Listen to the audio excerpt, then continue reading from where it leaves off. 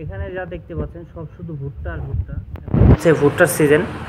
তো কালামপুর বাজারে যে কেন্দ্রীয় খেলার মাঠটা আছে, তো এই মাঠে বৃহস্পতিবার হাট হয়। তো হাটে যারা ভুট্টাগুলো বিক্রি করে, যারা পাইকার আছে, তারা এই ভুট্টাগুলো কালেক্ট করে আপনার কৃষকদের কাছ থেকে। তো কালেক্ট করার পরে তারা এগুলোকে শুকায় 5 দিন 7 দিন এরকম শুকায়। শুকানোর পরে এই ভুট্টাগুলোকে প্রসেসিং করে এখান থেকেই তারা বিক্রি করে দেয়।